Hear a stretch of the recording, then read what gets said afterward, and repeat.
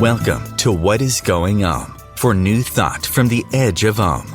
Each week on OMTimes' flagship radio show, veteran broadcaster, author, and media consultant Sandie Sedgbeer conducts thought-provoking interviews with inspirational authors, artists, musicians, scientists, speakers, and filmmakers who are working at the point where spirituality and science meet consciousness at the very edge of Om. Here is your host, Sandie Sedgbeer.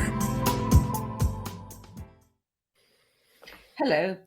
It's no secret that humanity is at a major turning point. The doomsday clock now stands at 90 seconds to midnight, the closest to global catastrophe it's ever been. With many deep-seated intersecting crises converging, it's virtually impossible to know what to focus on first. But one thing that is clear is that of all the many existential risks we're facing, the biggest problem is the risk that we pose to ourselves. But it's not too late. According to many visionary and Indigenous leaders, there is a way forward. Stephen Gray is a teacher, writer on spiritual subjects and sacramental medicines who's worked extensively with Tibetan Buddhism, the Native American Church, and entheogenic medicines, a conference and workshop organizer, leader, and speaker. He's also the editor of the book How Psychedelics Can Help Save the World, in which more than 25 visionary and Indigenous voices show how the wisdom of Indigenous peoples and the power of psychedelics can help us enact the radical shift in consciousness that's necessary to navigate the collapse of the old world order and the birth of a new consciousness centered on awakened heart interconnectedness. Stephen Gray, welcome. Hi. Good to have you. Stephen, in your new book, let's just go back to the book that you first published in 2010, which was Return into Sacred World, a spiritual toolkit for the emerging reality, which shared some powerful, ancient and leading-edge visions and teachings for healing ourselves and our world through meditation, prayer, and sacred plant practices. Since then, cannabis has been legalized in many, many places, and the power of psychedelics to aid healing from PTSD, depression, anxiety, and fear has become a serious area of academic study. But as your new book, How Psychedelics Can Help Save the World, points out, the fundamental malady of our time that's brought us to this point is the loss of our connection to nature, to each other, to our spirits, to the land, and to our souls. So tell me, what is different in this book than what you said in the book that you published in 2010? Oh, good question. Okay, a couple things. My knowledge of the psychedelic medicines, the plant medicines, has deepened and expanded since then. I've also met a lot of really interesting people, starting in 2011, and then really kicking in 2012. I've been co-organizing the Spirit Plant Medicine Conference here in Vancouver, British Columbia, Canada. And we've had many influencers, many leading spokespeople on psychedelics and related subjects at that conference. And I'm the person who basically finds and secures those speakers. So I've had a lot of connection with a lot of really interesting people. And in fact, 14 of the contributors to the new book, How Psychedelics Can Help Save the World, have spoken at this conference before. So I've had a lot of connections with really interesting people since then. That's one thing. And I suppose the other aspect of it, in line with your preamble and your introduction to me, is that conditions have heightened, you might say, or become more dramatic, more dangerous, more, the poop has hit the fan more harshly since in that intervening 12 years or so. So do you think that your book from 2010. And, some of the other stuff that has emerged since then is taking us closer to a place where people might be willing to listen. Well, I certainly hope so. I mean, that's the premise of the new book is, well, let me put it this way. Excuse me, hang on a second. You mentioned in your introduction to me that I had a connection with the Native American church. For about a dozen years, I went to quite a few of their all-night teepee ceremonies. They're called peyote prayer ceremonies. They use the peyote cactus medicine as their deepening agent, their sacrament, but they're prayer ceremonies essentially. I won't go into detail about that unless you want to pursue that. However, the man who conducted many of those meetings, that person is called the Roadman, a fellow named Canucus Littlefish, a Native American person, once said to me in private, well, not confidentially, but just, sitting around after a meeting one morning, he said that he and some of the other people in his kind of, category, I don't know what you'd call them, like mystics or sensitives or whatever, had a similar vision, which is that the stability and functionality of the current, what you might call deluded trajectory or activity of human activity on the planet is crumbling. It's falling apart. It's not holding water anymore, and it's going to get less and less like that. And so as that happens at a certain point, he used the word moment. There will the opening or the gap in the believability, you might say, of that way of thinking about who we are and what's going on in the world, will leave enough of an opening for a new vision to come in.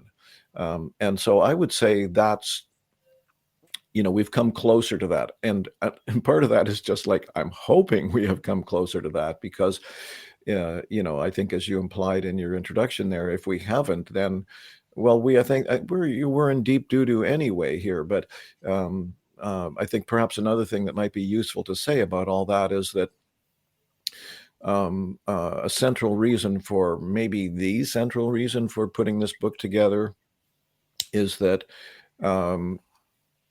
assuming things continue to deteriorate on the material level, which is the premise of all this in some sense, and it comes from many different directions. It comes from the visions of mystics. It comes from deep meditators. It comes from many, many indigenous prophecies that have been around for a long time, that we have come to this nexus point now. But if you don't have any sense of what's actually going on in the largest picture of the sort of death and rebirth cycle, as Chris Beisch in the book puts it, then the likelihood is that there will be increasing despair, anxiety, depression, et cetera, and craziness, as we're already seeing. Like, I live half an hour's drive from the border to a very dangerous country right now, namely United States of America, right? I mean, there's all this kind of strange behavior act coming out. And I suspect, this has been my hypothesis for some time now, that a lot of this extreme, ridiculous behavior you're seeing coming from the sort of the right wing of the Republican Party, and these mass shootings that just seem to go up in frequency all the time, I think that they are at least partly a result or caused by this increasing instability of things, that regardless of how conscious it is in people's minds, on some level, on the felt, visceral, experiential level in the gut or whatever, people know that the world is changing fast. Even if it was just the climate, that would be enough. You can deny all you want, but if you almost anywhere in the world, maybe anywhere in the world right now, you are seeing extreme climate events that you've never seen with such frequency before. So I think there's a level of confusion and worry and uncertainty going on. And if you don't have some kind of a vision that perhaps this was inevitable, needed, and prophesied or predicted and seen, you might say, then you're just, things could get worse for the individual and the collective altogether.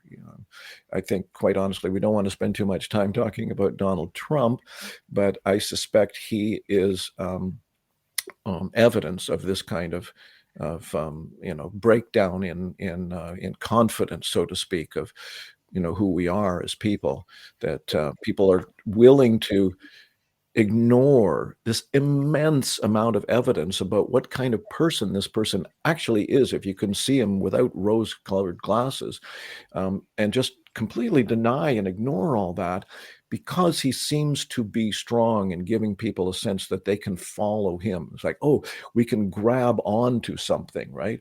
So we don't want people to grab onto something. We want people to learn how to let go, right? That's our personal work, and the collective work is to this is the path, in a sense, really, isn't it? It's like, like, breathe, pay attention, relax, trust your own intelligence without concept, without belief, without positions on things. Just trust your nature as what the Buddhists call Buddha, or an awakened being. We all have that potential. Yeah. It's interesting, isn't it? Because, I mean, this is all echoing, the Second World War, the lead up to it, the problems in Germany at the time, great instability, and then everybody listens to somebody who appears to have a loud, strong voice, and they think that, his daddy come to protect us. Let's, it doesn't matter how they behave. Let's just follow, where they're leading. And I wonder whether that's something that, happens always at times of great instability. I mean, we're looking now at a time where so many of the rules are beginning to relax a little bit, especially around things like, plant medicine. I mean, plant medicine has been with us since the beginning of time. People have been using it for millennia. And then in the 60s, we had this whole resurgence with LSD, etc., and people started showing interest. That was stamped on, completely stamped on. And now here we are at a time of great turmoil where suddenly it's in the news again. There is a renaissance and people are paying attention to, it's very interesting the way that it's all happening at the same time. It is indeed, yeah. Mm. Yeah, well, I'm not quite sure what question I would be answering about that, but There isn't one. There isn't one. yeah, it is. It's well, I suppose one way of looking at that is that there is that opening that Kanuka's Little Fish mentioned is coming through. That Leonard Cohen. It's almost a cliche now. It's so well known, this line that he has in one of his songs, which is there's a crack in everything. That's how the light gets in. Right. It's the same idea that when your belief system doesn't hold water anymore, you essentially have two choices. You either try to shore it up, which is essentially an impossibility and dangerous for maybe yourself, but certainly people around you and the collective, et cetera, hence the Donald Trump example. Or you open up to change. You open up and just keep trying to ride the curl of the wave, as it were. That's the warrior mentality, and that's what we're trying to find and encourage in ourselves and each other. That way is the ability to, as Buddhist teachings would say, hold your seat. Stay present. There's an old poem. I don't remember most of it, but it's a Rudyard Kipling it's called If, right? I don't remember most of the lines, but it's like, Yes. if you can keep, kind of like the implication is, if you can keep your wits about you while everyone else is losing theirs, well, that's kind of the idea here, right? Yeah. Yeah. And and so the psychedelics, you might say, are here out of necessity. As I think I mentioned maybe in the introduction to the book, they're not the only modality for healing and awakening, of course, but they are so potent that you might say they are our strongest medicines now. And as I often say, when the patient is in an advanced state of illness, strong medicines are required. Of course, they're not for everybody. Lots of people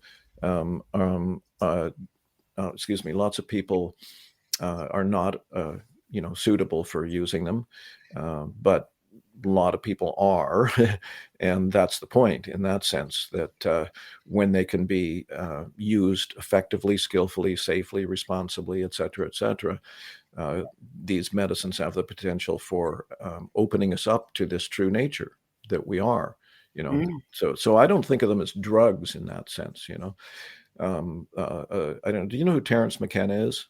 Yes, absolutely. Yeah. Yeah, well, Terence had a definition of drugs, which I thought was interesting. Once he said in his definition of a drug is something that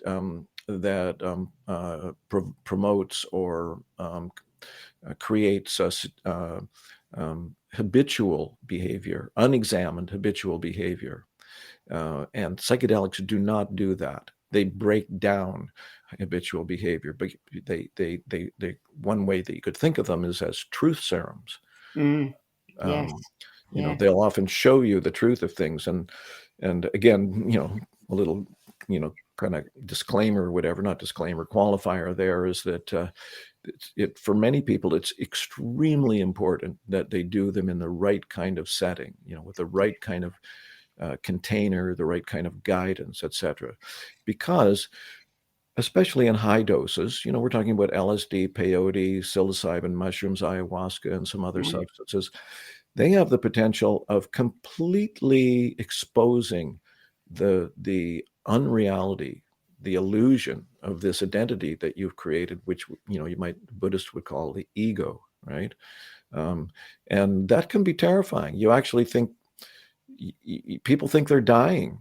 Yes. I understand that. I've experienced that with psychedelics, Yeah. and that's also where they're or at least part of where their great potential is, that they can show you what's true, what's in a sense unconditionally true, beyond your story of yourself, right? I want to, relating to that point, showing you what is true. If we look at the history of plant medicine, you look at the book that Brian Muraresku wrote, The Immortality Key, The Secret History of the Religion with No Name. He writes in there about, the Greeks who used to take a particular potion that they think may have, been made from marijuana, etc. And this is how they got a lot of their information. And people say that the ancient Egyptians did exactly the same. And this is how they found, truth, the truth behind the reality that we're playing in. But it's interesting that what I find particularly interesting is when we hear about ayahuasca, we hear a lot of stories about the consciousness, the consciousness of the plant itself. And if we look at what's happening, then how I like to look at it is the plant world, the natural world, is showing us what we need to be doing to move through this, this very challenging transformational time. Yeah, well, a lot of my knowledge about that would say would be secondhand, like from what I hear from other people and have read and so on and so on. But one way you might think about it is that I think Dennis McKenna has talked about this, Terence's brother, actually, who I know personally. He actually lives about an hour from me, and we've had him speak at our conference a few times.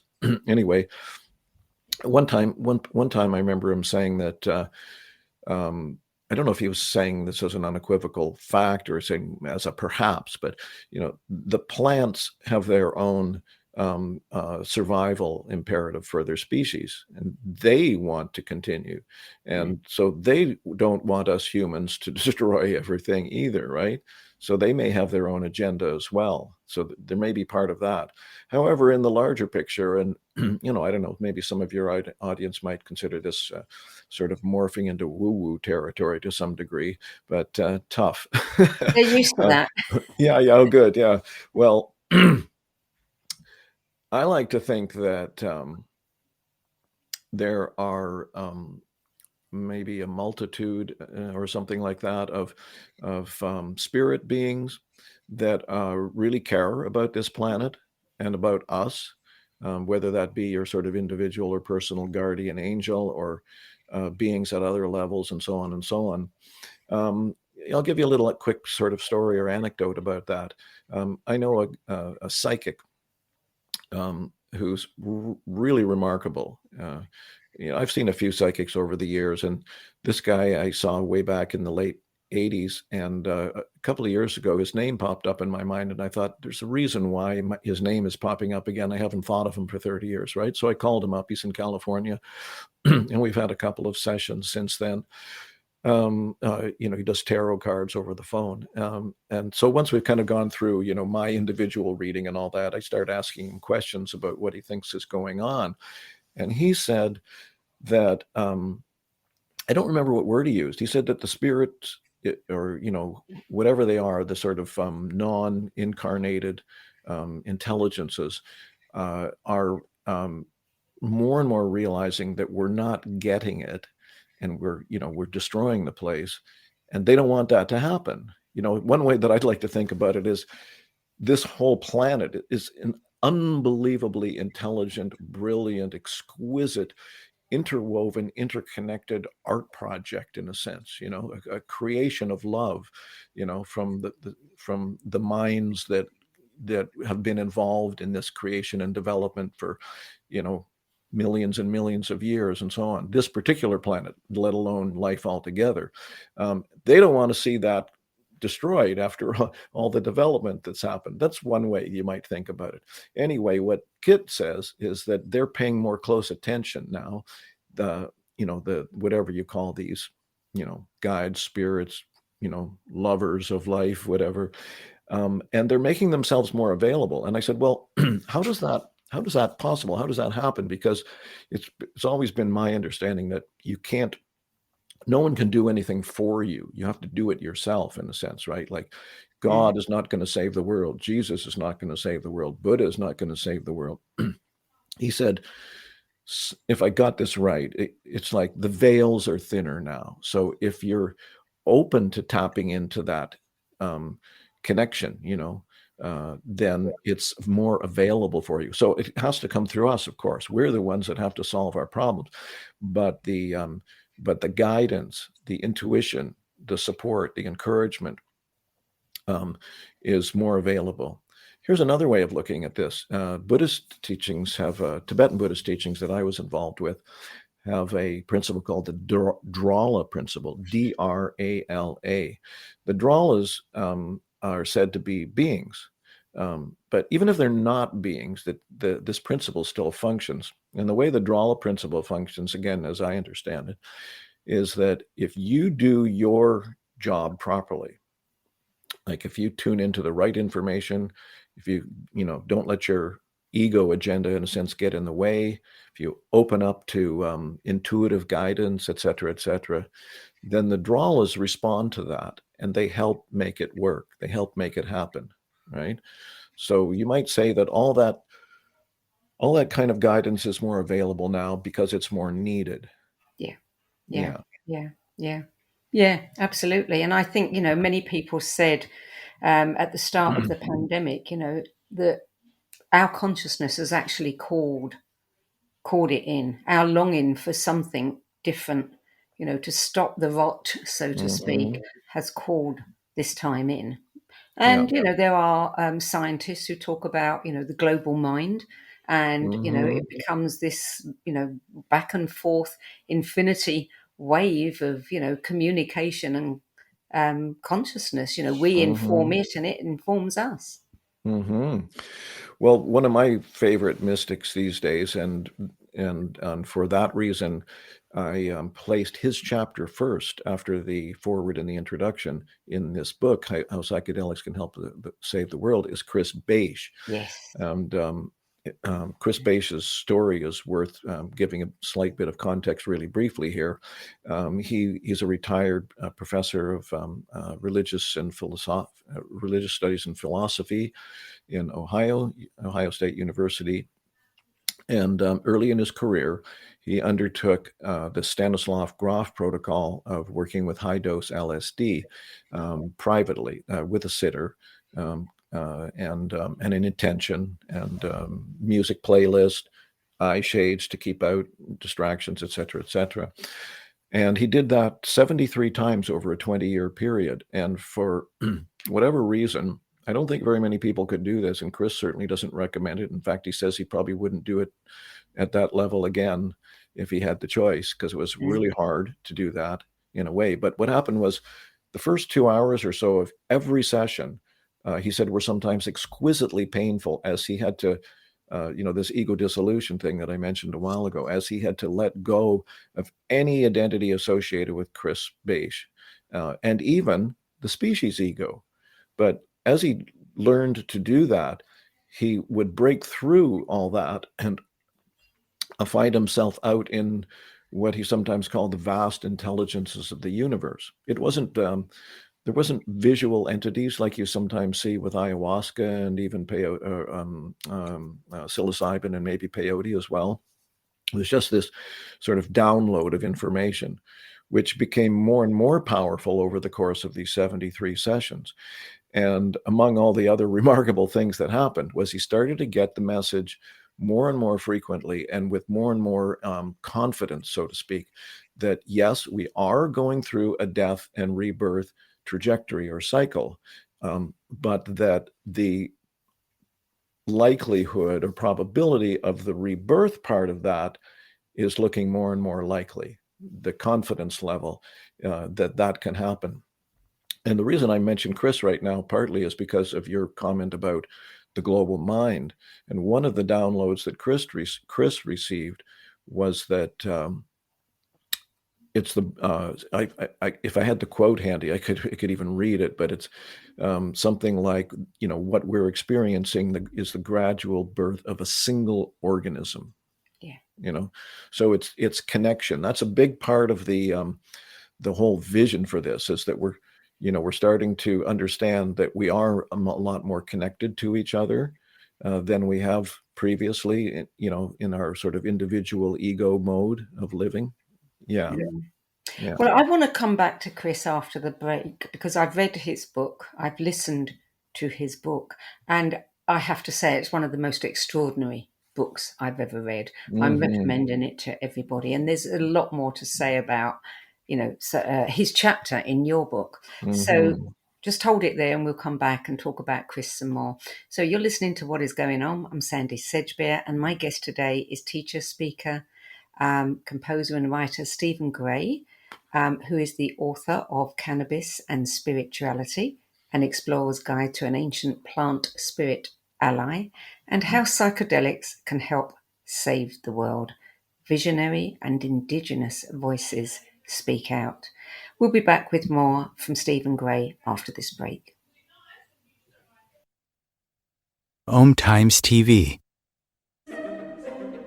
Imagine becoming a super influencer. Reinvent yourself, invest in your brand, and then manifest your success with a robust spheric approach. OMTimes Media and Broadcasting offers a unique and multifaceted way to become the spiritual and conscious influencer you deserve to be by putting your message across our powerful platform with its proven record of integrity and excellence.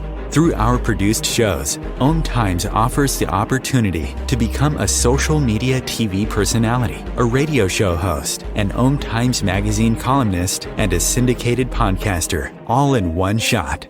By live streaming your show on OMTimes TV and broadcasting it across the extensive OMTimes radio and TV networks, you become more than a host. You become an ambassador and a force for positive change. OMTimes. Open yourself to the possibilities.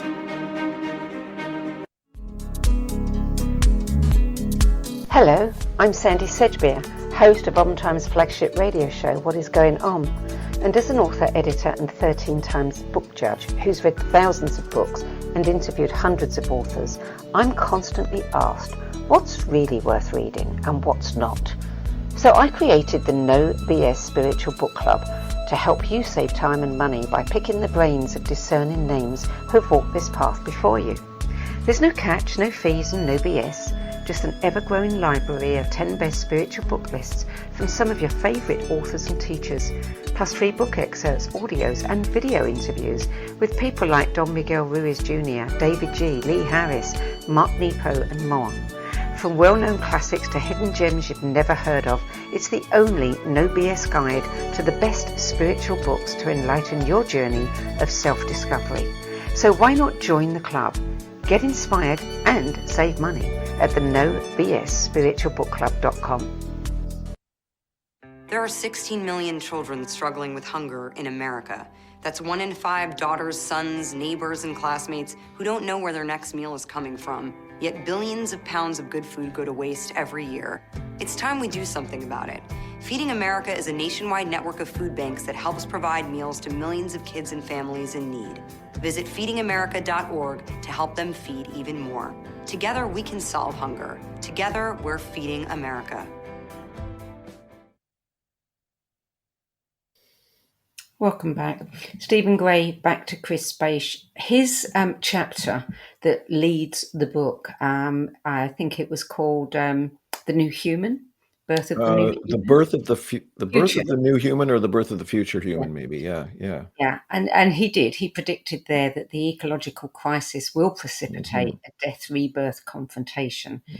He says that it will shatter our psycho-spiritual isolation individually and societally, and bring forward an awakening of common ground within us. You know, he went through so many experiences in those 20 years. He died 1,000 times. And when you look at Brian's book, and you look at what the Greeks did and how they used to go very close to death, what the ancient Egyptians did, what is it about this whole death, rebirth, ritual that people seem to be going through that completely brings about a transformation within them? Well, I wouldn't say I understand it experientially as well as some people, but maybe I have enough of an understanding of that to say something about it since we're here. The way I would think about that is that we are connected to the source. We are, in a sense, God in that sense, or part of God, maybe you could say. Here's a lovely image from I don't know if it's from Hinduism. It's called the Net of Indra. Have you ever heard that one? Yes. Yeah, it's a beautiful metaphor or image. You imagine that each one of us is like a diamond with many facets, and we're all in this space together. And diamonds, of course, are reflective in that sense. So the light from each one of us is connecting to all of us in that way. We're all part of this same net, but we're all, in that sense, equal, right? So I think, I wouldn't say I've had the full realization of this, but I've had glimpses of it, and certainly this is essentially what the mystics are always saying: is that when you really know who you are, you realize that you are one with that creative source. It's what Jesus called the peace that passes all understanding. And it's what Buddhists call enlightenment, or awakened heart. I actually prefer the term awakened heart to enlightenment in that sense, because enlightenment is one of those kind of like heavily baggaged words almost, that do we really understand it? Van Morrison had a song once, enlightenment, don't know what it is, or something like that. But awakened heart implies, well, actually, it's a translation of as I understand it, of the Sanskrit word bodhicitta. Bodhi means awakened, and citta means both heart and mind together. Yeah. They're, in a sense, the same thing that way. As I understand it, our true nature, which is available and accessible ultimately, ideally to everyone, is to, as my Buddhist teacher put it, land on what is, to relax in a sense, or surrender, or open up into, your realization that there's no separation. we're all connected. We're all part of that source. We have the ability to create, to love, etc., etc. Yeah. By the way, before we get too far away from Chris, in case you're heading in other directions, I did find some quotes. One of the things I did was I pulled out a bunch of quotes from the book to put on Instagram and stuff like that, and I've got 3 from Chris. Can I take a moment to just read them? They're real short. Oh, please do. Please do. So this was the one about the single organism.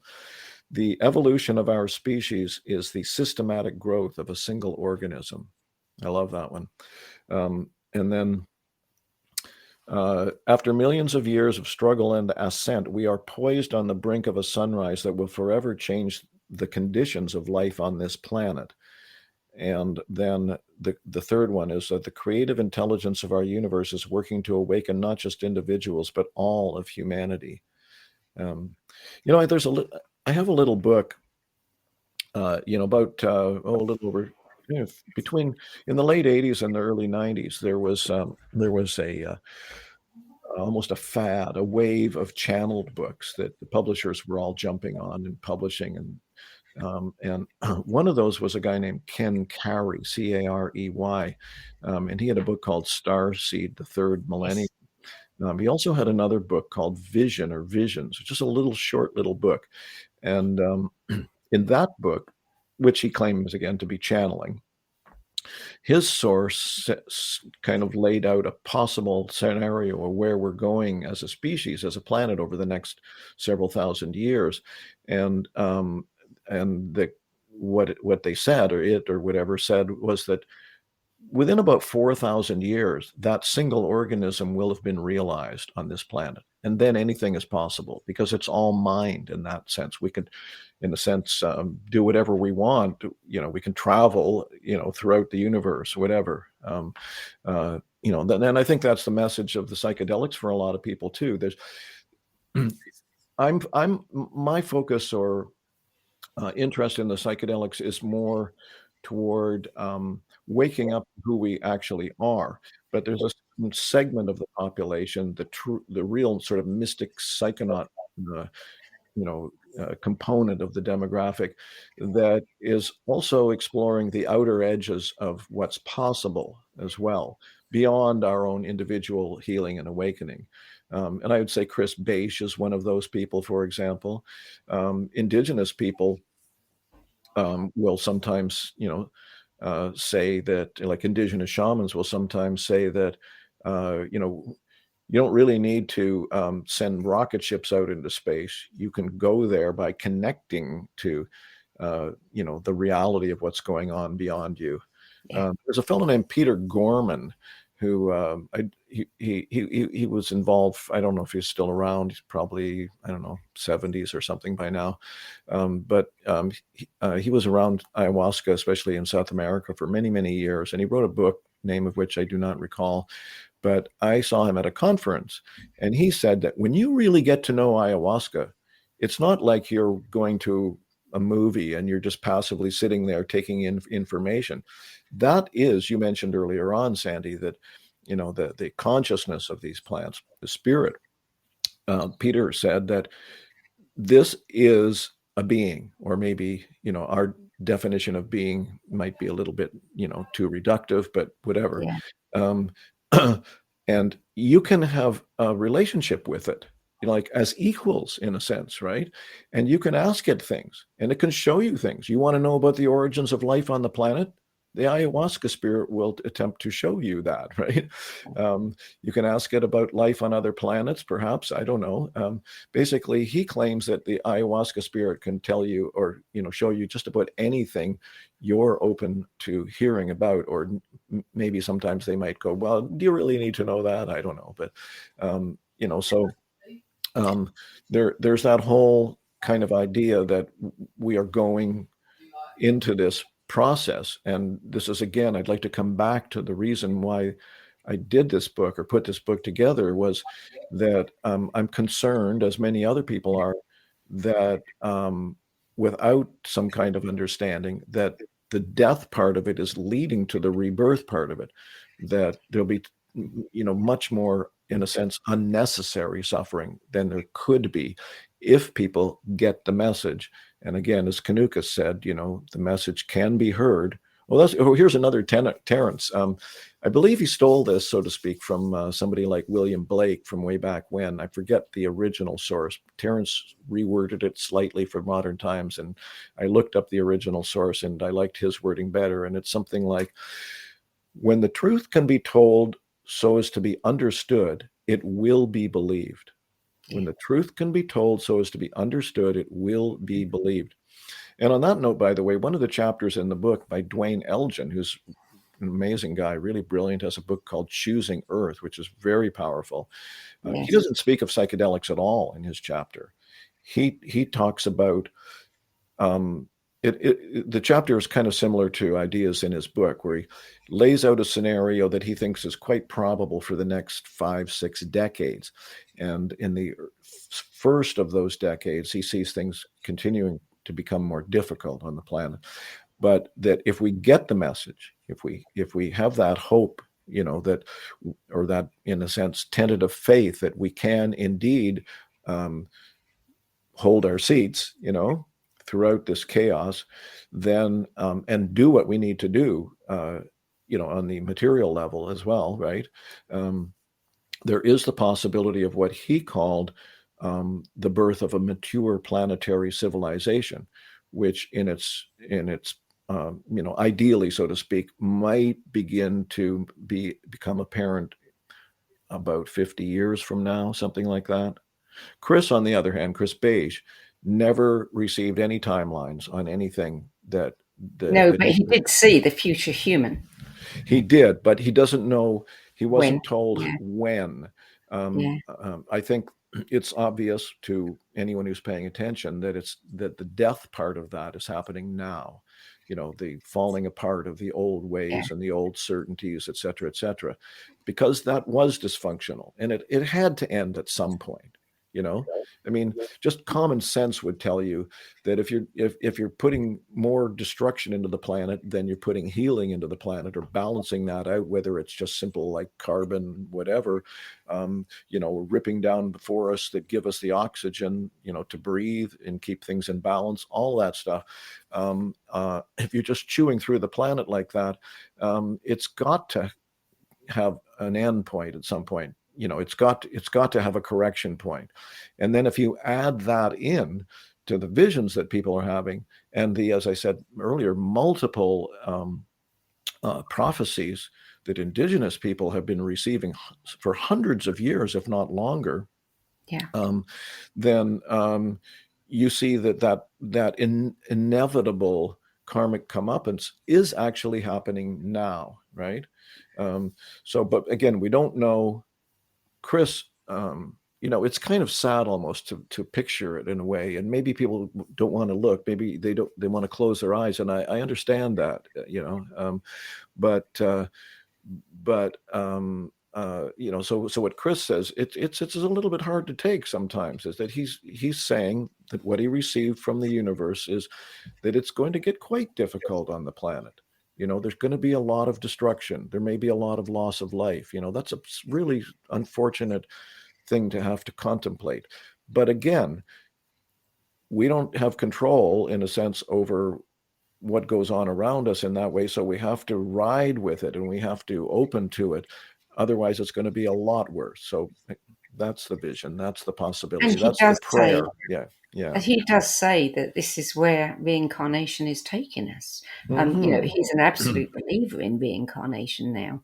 Absolutely, and many people, they worry looking at the world today about their children and their grandchildren. Yes. And yes, it's going to be hard, but they don't know any different. They don't know the kind of life that we lived. Mm-hmm. They only know what they're coming to learn. Good point. If ultimately, we do get there, then they get the rewards as well. Mm-hmm. So here's a thought that pops up on that score, especially for older people like myself. Not sure if I got the wording right on this one, but it's another little kind of meme, you might say, which is that something to the effect of a society grows wise when old people plant seeds for trees whose growth, or trees they will never see.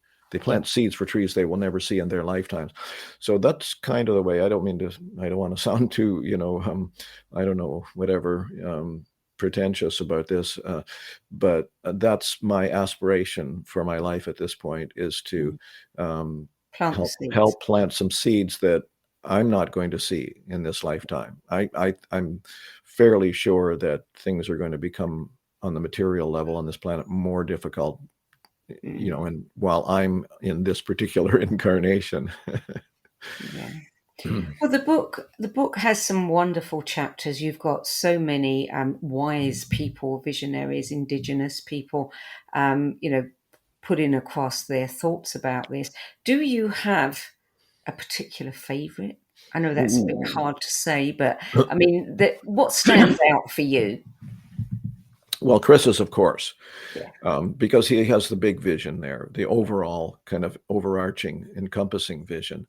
In case that some of the contributors were watching this, it's sort of like as if you were on a public venue and somebody asks you, you only have 5 children, which one's your favorite? The other ones are going, what? But I'll just say a couple that jump out for me at the moment. One is Jamie Wheel, who's a fascinating guy. Yes. He talks about the wounded warrior, and how it's our job to face that and connect with our potential for transmuting that. He also mentions something about what was it, in connection to something we were talking about before? Oh yeah, death practices. He said a lot of things, including psychedelics, are in a sense death practices, which, if that sounds like a scary word, I think what it really means is having the courage, you might say, to die to the limited conceptual worldview that you've created to survive on this planet, which is totally understandable that we all do it on some level, just to cope with the overwhelming experience of being a human in a world that it's just, we don't know, nobody knows. That's why the Buddhists talk about the essential need for the don't know mind, or the beginner's mind, to be able to open and ride with that. So Jamie's is really good. It's a kind of a relatively short chapter. Another favorite of mine is Tyson Yunkaporta. Tyson has an amazing book. It's called Sand Talk. At least I think it's amazing, which apparently has been quite popular. He told me he was surprised at how well that book has done. So the subtitle is How Indigenous Thinking Can Save the World. Kind of interesting similarity to the title of our book here. And he's an Australian Aboriginal, also an academic researcher, wood carver, and a few other things.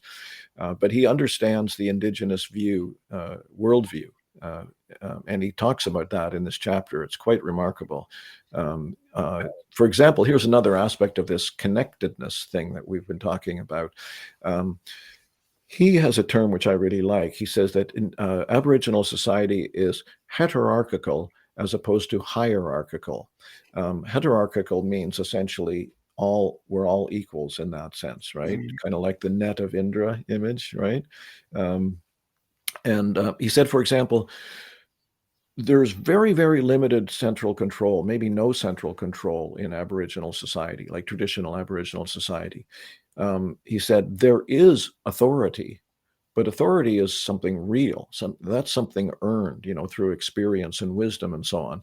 And people, if you're free and empowered within yourself, if you know who you are, if you were brought up that way, for example, and you found your natural way of being who you are, you can recognize authority. It's not like we don't need teachers and guides, but the control part of that, the power part of that, is not honored or respected or even adhered to in Aboriginal culture. And I've been doing some other reading that talks about that in other places. Some of the North American Native Americans, so from the Northeast, for example, the French, when they came here, wrote a lot about these people that they met. And they were kind of floored at how at that same kind of attitude. Like they would follow leaders, but if they thought that leader was full of, I don't know if I'm allowed to swear on your show, so I won't. If they thought Yes. that BS, perfect. Yeah, this is the no BS thing we're doing here. Yes, if they thought that person was, falling into BS or self-importance or whatever, they had no problem walking away from that person. It wasn't set in stone. They weren't like, he's more power than I do, therefore I'll subsume my own power and project it onto him. That's what Freud called transference, right? Yes. That's part of our disempowerment. So in many places, people have had that sense of empowerment, and so everybody is respected in the largest sense as an equal. But again, authority is another issue. If if somebody has natural authority and you're open, you're going to listen to it, right? Yeah. But it's an important part of the switch. Tyson also talks about he has a different view of psychedelics than most of the other people in the book. There's one notion, for example, there's a book by a guy named Benny Shannon, maybe 20 years ago, I'm not sure, called The Antipodes of the Mind. He comes from the Santo Daime ayahuasca using church. And he says that using ayahuasca is like going to university. You go and you take a lesson. That's the encounter on any particular occasion with the medicine, with the ayahuasca. And then you get insights and lessons. And if you go home and do your homework and apply those lessons, that's what people in psychedelics often call integration. If you do that, then the next time you go back to the ayahuasca, which is again the sense of that there's an actual spirit here, or a teacher, you might say, that goes, oh, I see you've been doing your homework. Now I can give you a new lesson and we can go further. So he said it's the use of ayahuasca is like a course that, continues and continues and continues, and is actually a life path. Tyson, on the other hand, described, I don't know if it's in his chapter, actually, I interviewed him on my Stephen Gray Vision YouTube channel. Might have been there, where he said that about 15 years ago, he had a experience with San Pedro cactus, also known as huachuma, originates from South America, Peru, and those areas, that was so powerful it lasted 12 to 15 hours. And he said he got so much teaching, so much information in that one session that he doesn't think he ever needs to do that again. In his book, Sand Talk, there are these little drawings of these kind of like almost like mandala-like symbols. They're just little symbols that he puts throughout the book. He said he was shown those symbols on that journey. And years later, an old, he called him an islander, an old wisdom carrier from the indigenous tradition there, showed him those same symbols. It's like, here, Tyson, here's some symbols that you could understand and use. And he goes, wait, I saw those symbols years ago in my San Pedro experience. And he said he learned a completely different way of understanding the role of the relationship between men and women, and the role of women, and a bunch of things that he didn't know before. So he cautions people in the chapter that if you feel like you have to keep coming back to doing the psychedelic over and over and over again, maybe you're not really getting what it's trying to show you. He says at his opening, I wish I had it in front of me, his opening line in the chapter is something like, before you go charging off into the cosmos in all your orgasmic splendor. That's fairly close to what he said. Develop a relationship with the rock beneath your feet.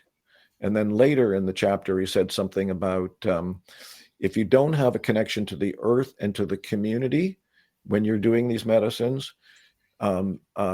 you'll be stuck in an entropic loop, I think was his word, a loop of entropy, and no responsibilities will be given to you or asked of you. So a cautionary note in that regard. Yeah. We only have about a minute left. I would like to ask you, what do you most want people to know about this book?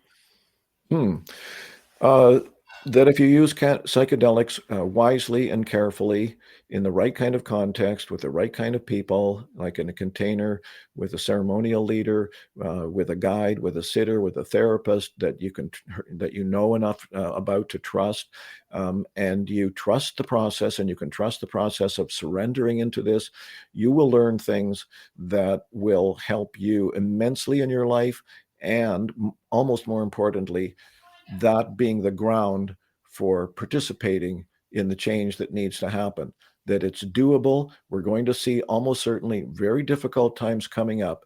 But if we know that that had to happen for there to be the opening necessary for the birth of the future human, then hopefully we'll have some confidence, some faith, and be able to hold our seats while we go through this process. You also organised the conferences, the Spirit Plant Medicine Conference. You did that in 2022. Are you going to be doing it again this year? We have an amazing lineup again. Paul Stamets, for example, is the most well-known of them all. Yes. And he's incredible. We've had him at the conference once before. He's a masterful speaker. He really is. I love the way Paul does talks. I tell people, if you want to learn how to do a talk properly, watch Paul Stamets' talk at the 2018 Spirit Plant Medicine Conference. Yeah. As again, we have a wide variety. We have lots of BIPOC inclusion, Indigenous people from various traditions. I'm going to have to stop you right there, Stephen, because we No worries. literally are seconds away. All right. Thank you for joining us today. I want people to know the title again, How Psychedelics Can Help Save the World. Visionary and Indigenous Voices Speak Out. And both his books are published by Park Street Press, an imprint of Inner Traditions. If you want to know more about Stephen Gray's books, events, and vision mission, visit his website, stephengrayvision.com. That's it for this week. I'm Sandie Sedgbeer. I'll be back with another edition of What Is Going On at the same time next week. Till then, it's goodbye from me, and thank you to Stephen Gray.